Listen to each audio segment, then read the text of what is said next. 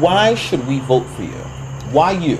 Well, one of the things that I initially point out to people is that I feel that I have not only the experience of whoever comes into that position is going to be new to the position. We're starting out again as having a freshman member of Congress when we go to Congress. But I believe that I am really the only person who has enormous substantive experience working in Washington and specifically in Congress in Washington, and that I can fight the fight necessary for the people of the Virgin Islands. When you look at my history, I believe that one of the things that we really need to push forward is economic development. And that's an area that I have an expertise in. One of the two platform issues I believe in is growing our economy and jobs. And those are the things that I've worked diligently on for many years here in the territory and even before. And I think that that's someone who we need there in Congress to be able to do that.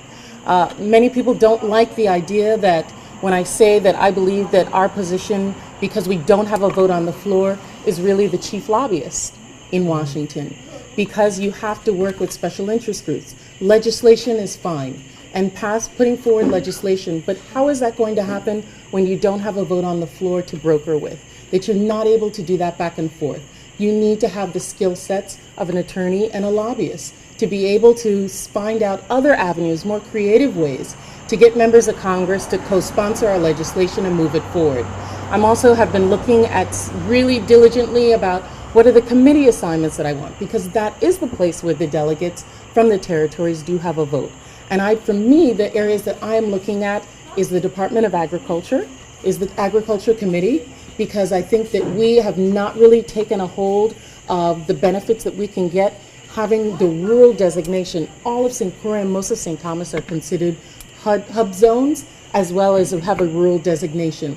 And there are grants and monies available for us that are absolutely outside of simply farming, but areas in terms of growth and education. Just last year, WACO was able to get a grant from the Department of Agriculture because we have this rural designation. And those are the kinds of committee assignments that I'm looking at, because I'm aware of where legislation would move. There's a discussion that there's going to be earmarks coming back on the floor in Congress. And so where are those earmarks going to take place? A lot of them will be in the areas of transportation. We know that we have major issues with regard to our infrastructure and our roads. We also here on St. Croix have one of the largest airstrips in the Caribbean that has not necessarily been utilized properly. We are not prepared for the Panama reopening in 2015, when we are one of the only jurisdictions that we are the only jurisdiction that has an exemption from the Jones Act, which would allow us as a U.S. port to be the only ones able to take foreign vessels that would then go into the United States. So Miami, Puerto Rico, all of those other places are ready and waiting for it.